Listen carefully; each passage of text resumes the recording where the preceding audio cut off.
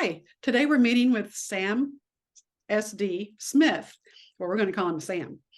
And he has written a 10-book series called the Green, well, it's not all of this Green Ember series, but he's known best for that title, the Green Ember series.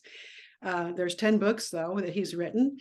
In addition, he's, let's see, how many kids do you have, Sam? I have 4 kids. 4 kids. So, and you homeschool, right? We do. You do.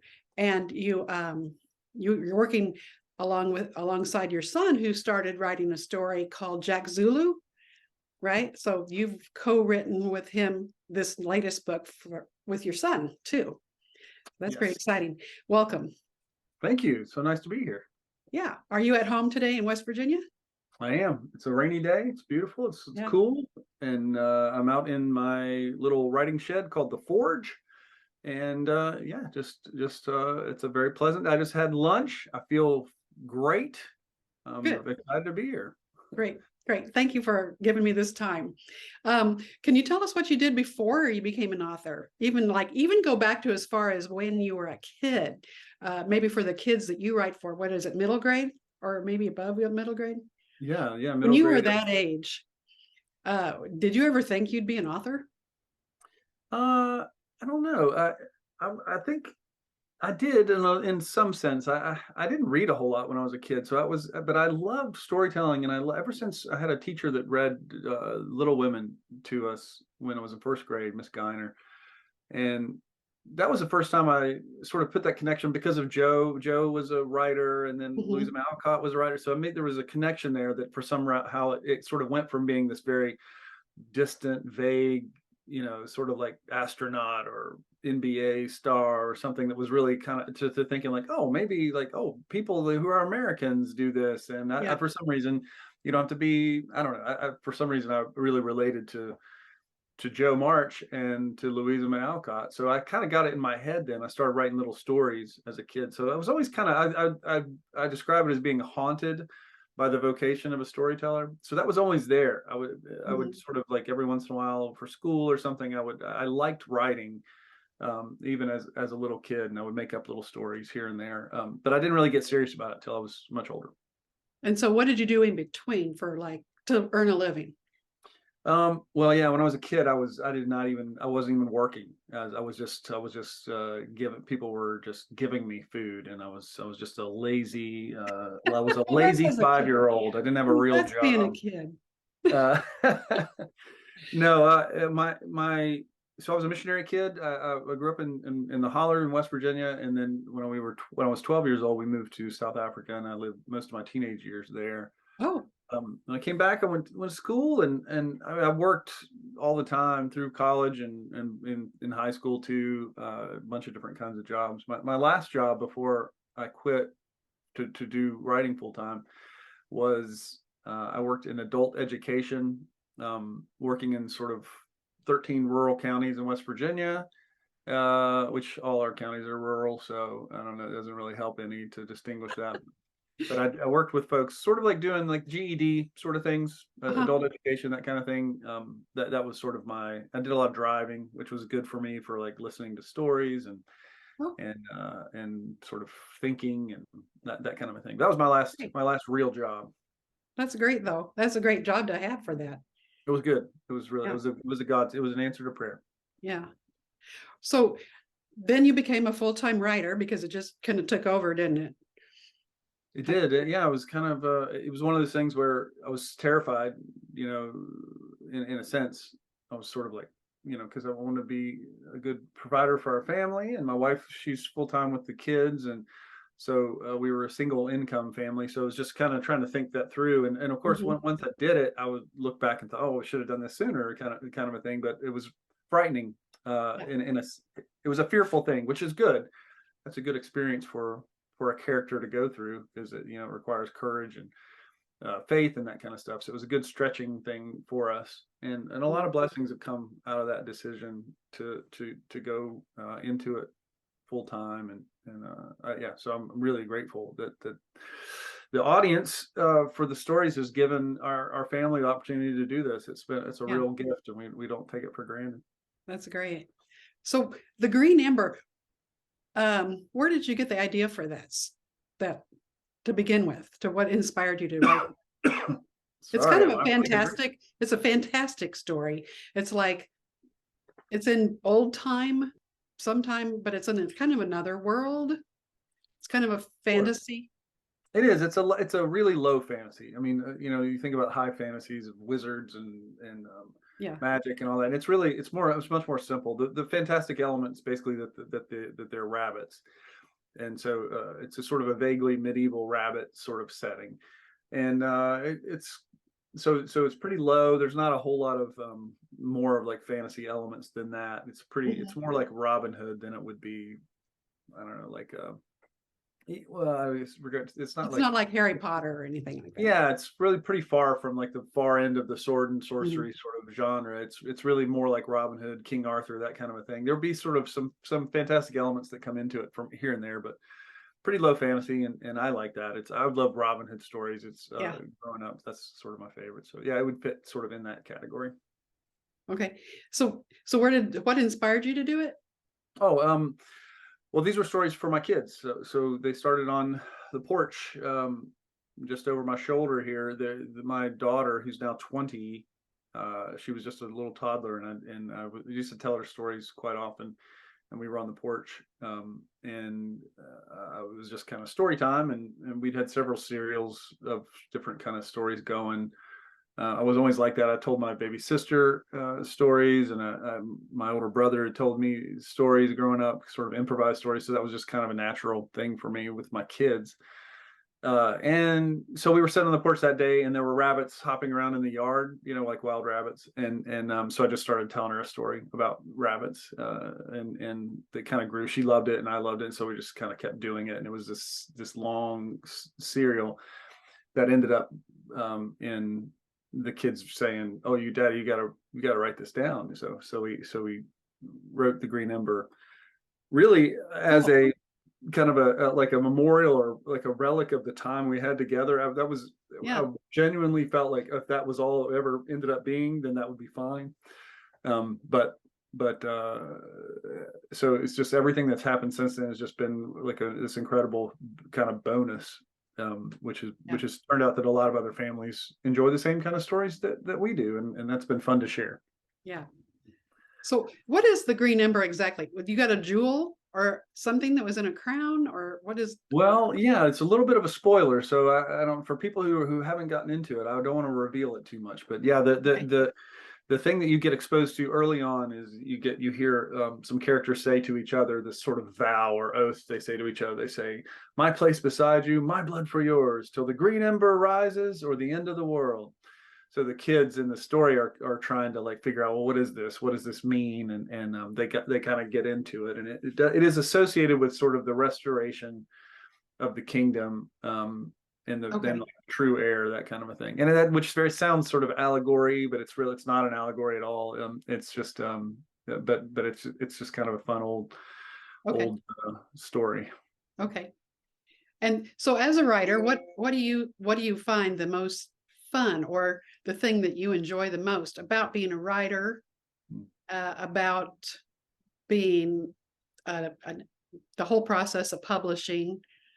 Just what's your favorite part? What's your least favorite part? Oh, but well, I think my favorite part is I love the writing itself, and I love the sort of the connection with the audience. That's really fun, and because it's basically I used to play. I was a really imaginative player as a kid, and a lot of kids are like that, and we kind of lose that capacity as we go on. And I love sort of that reconnection. I love because I feel like I'm the first audience in a sense. I mean, my kids were really the first audience of those improvised stories. When I'm writing out here in the forge, I'm the first audience, and so I'm enjoying it. I like it. A lot of it, you might relate to this, but a lot of Yeah. authors feel like that the stories are sort of like a found object. They're not something that we create. It's something that we sort of discover and uncover, and I love that process. Part of it is because of the sort of self-forgetfulness involved with it, that I don't think about myself. I don't think about my Mhm. anxieties, my worries. What I get lost in the story, and You get an lost hour in the or two. story. Yes, Yeah, and I knew that too. I'm the first to get lost in it, before the kids do. So I love that. I love that sort of the freedom and of being able to forget about myself for a while and just get into the characters. And so I love that. I love creating. I've always been sort of a creator type. I like making up things and world building, and that just came very natural to me. I always liked it. So just to be able to do that for extended period of times is really fun. I love that. And then probably I think the hardest part is probably I'm trying to have the humility to be more bold about sharing what we're doing sort of on the business side. But I think that's a bigger challenge to me is just and everybody sort of deals with that, the idea of like self promotion or the idea of marketing or that kind of stuff. I try to do that in as natural and generous way as possible, remove obstacles, think about serving, think about loving, focus on that. The same sort of ethics or approach that I bring to my writing, I try to bring to the not just the creation side, but the connection side. But I would say the connection side is just more fraught because there is so much, the thing I love about writing is forgetting about myself. And then when you're sharing it, when there's that connection side, you can't, you're forced to deal with yourself. Yes. You're forced to have your name and your image and all that and that can be generous. I think that actually is. I think a lot of authors make mistakes of being too falsely modest or that kind of thing, or hide. And I think it's actually more humble and more brave to just put your picture and say, hey, I'm here to serve you. I'm here to give you a gift. But that doesn't mean it's not hard. It's hard. Mm-hmm. So like if you're at a conference, you're not sitting behind a table and cowering behind a sign. You're kind of out there.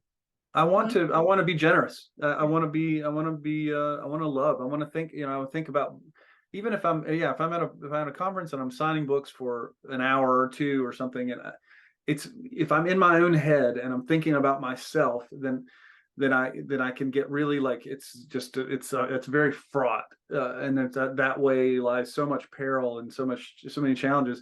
But if I think about them, if I think about the kids, and I could be a kid like this who's a big deal to meet an author that you love. Yes. That may seem weird to me or like uncomfortable, but I got to get out of my own way, and I got to think about that kid and think what's good for them, and how can I love them, and how can I serve them. And that means showing up and being brave and being and being present. And so all the things that don't come naturally, I think more naturally, I'm more introverted and I want to get my head down and I want to kind of hide. But I think it's more generous of a posture to get my head up and look and see other people and try to serve them. And I think that's hard, but I like that. I like the challenge, but it's that takes a lot of energy. Yeah, I understand. So now you're working with your son on this Jack Zulu book, which was his idea a year before it was out, right? I mean, he's 17, he's 18, so he turns 18 soon, but yeah, he had the idea, I think, when he was 13 or so, that he started working on it as a treatment for a TV show, and we talked about it here and there. But that was a really cool thing. When I suggested to him, I just said, even as a film or a TV show, if you have we've had this experience with the Green Ember. It's just a big difference when you're talking to a studio with something that has a lot of big audience, or it's kind of out there in the world. That's a different conversation than just like, hey, I have an idea about a show or a movie. So I talked to him. I just said, if you want to write a book about this, we know how to do books in this family. Like if you want to do a book, like I'll help you write the book, or I'll help you do it, or we can do it together. And he chose for us to do it together, and it was a really fun, really, really fun collaboration. We're working on book 2 right now, and he's such a pro, honestly. For me, I think it took a long time for me to get over, again, talking about those insecurities of like, oh, my darlings, oh, my beautiful words, like, don't mess with them. He has much more of a professional approach, which I think I have more now after years of doing it, of just kind of like, I don't care. These aren't my, the main thing is we got to get something that's good.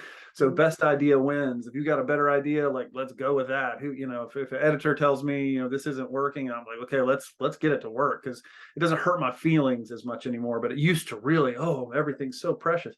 But again, that's like focusing on me instead of the people we're trying to give a good gift to. And he just had such I don't know if it's because he's sort of been in the film world mentally, and that's really a collaborative. He was okay with edits.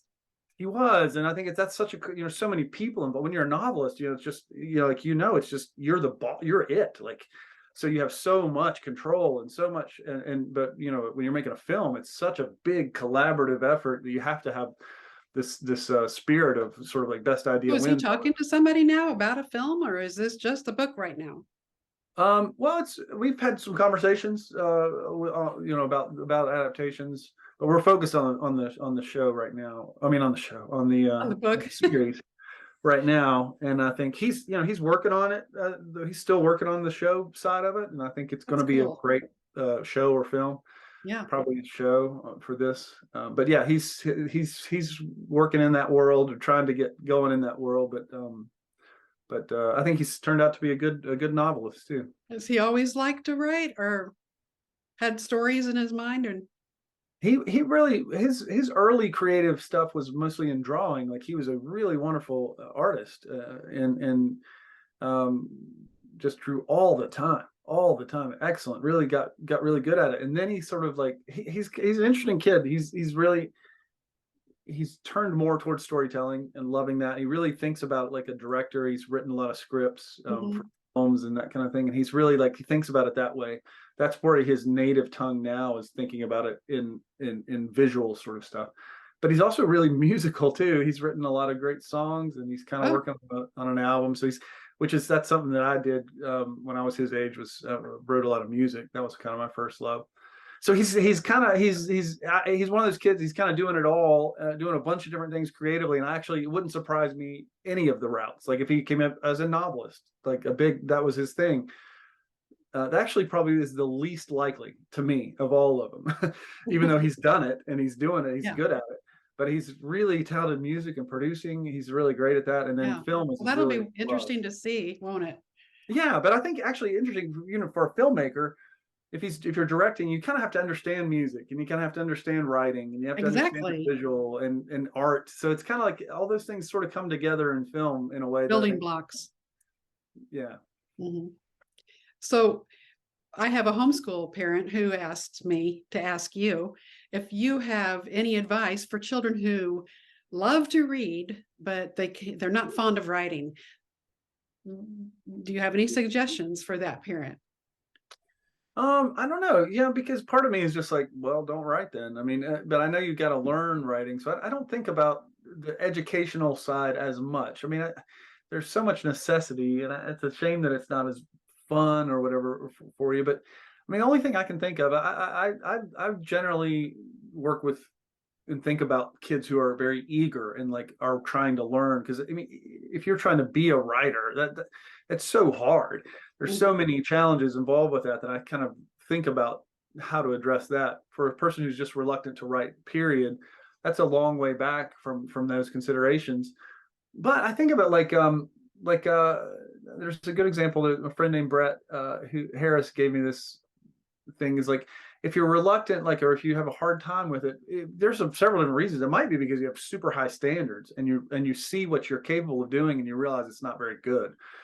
And that's a kind of a mental thing too. And that's just like that's again something that just requires humility. Like, you have to stink. You have to be bad. Like, you can't be good at anything until you're bad at it. Everybody you admire in any field was bad at whatever they're great at now.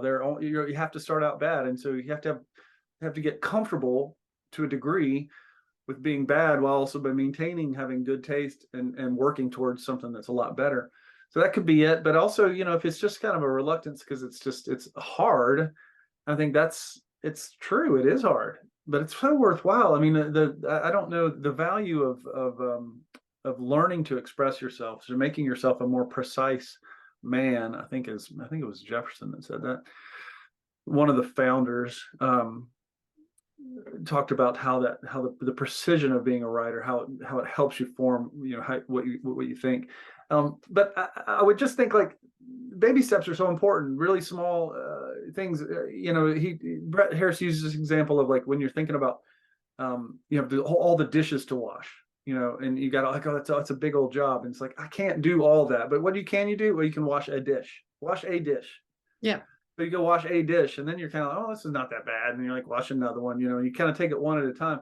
So don't write a book No, don't write a story, don't write a chapter, don't write a paragraph, write a sentence. a sentence. Yeah. Write a sentence and then try to write another one. And so, just baby steps. Maybe that would be a way to unlock it. It's really fun in a way once you get going, as writers, it's like the worst and the best thing in the world. It's so hard and it's so awesome. It's all these things. But it can be a little bit addictive too, I think, if you kind of let yourself go. So maybe washing one dish, maybe writing one sentence would be good advice. Yeah, I would say for little kids, I would say even just speaking, like telling a story, like your little girl did over your shoulder, like just speaking, just telling a story, even not even writing it down at first when they're little, too young to write. And then maybe later, maybe mom can write the story down, and then maybe, they can learn. But it is important to be able to learn to express yourself on a piece of paper or on a computer screen or something, because even in an email, you need to be literate. Right. But you don't have to be C.S. Lewis. You don't have to be the best writer in the world. But you're right. You have to have some level of competency in that, probably. Yeah, I mean, and everybody's wired differently. Some are, math and science, and some are more words, and so everybody's got a purpose God's designed them for. So right. And you don't have to. That's so important. I feel like the vision of Paul's vision of the body of Christ with different sort of gifts and things is so beautiful that I think Christianity is such a diverse, it's the most diverse group in the history of the world, like in every sense, racially, ethnically, language, all this, so many poor, rich, there's so many different kinds of people. And I love that because we don't all need to be the hand. We don't all need to be the eye. No. So you don't have to be, a literary genius to succeed. You can be like great at fixing cars, or that there's so much nobility in all these vocations. So I agree with you that I've got kids that some of them are very highly literate, and some of them are just like more athletic and more, and even for somebody, I think even for somebody who doesn't get into writing, I mean, they have to get through school, but they have to be able to write somewhat. But I mean, even if they don't want to write later, at least if they could express their feelings or their thoughts, I mean, on a podcast or on a Zoom. I mean, there could be a mechanic. I mean, there's lots of Zoom videos of mechanics working on cars, and they're just telling you how to do things. I mean, that's even a form of communication. So, yeah, and that's a good point, because you have almost anything you go into, if maybe they're good at sales, maybe they're good at physical education, maybe they're good at science, whatever, you're going to have to communicate. So maybe it's like, what does the person love? Maybe they don't love stories about dragons and knights and stuff. Maybe they love like basketball, and it's like, well, write a little thing about basketball, read a little bit about it, and writing will find its way into a bunch of different kinds of gifts. So that's good. Our time's up for the day, because my Zoom meeting is going to end here in a moment. So we'll have to cut it short. I'm sorry. But thank you so much for spending time with me. I really appreciate it. And I'm sure everybody will love it. So I appreciate your time again. And thank you, Sam. Oh, my pleasure. Thanks for having me on. I really appreciate it. Everybody check out, and I'll put your website and everything on the video at the end. Oh, good. Check it out. And you can get my audiobook for free if that helps. That's awesome. I know. So try it out. See if it's worth it. And if it's not, that's totally fine. Okay.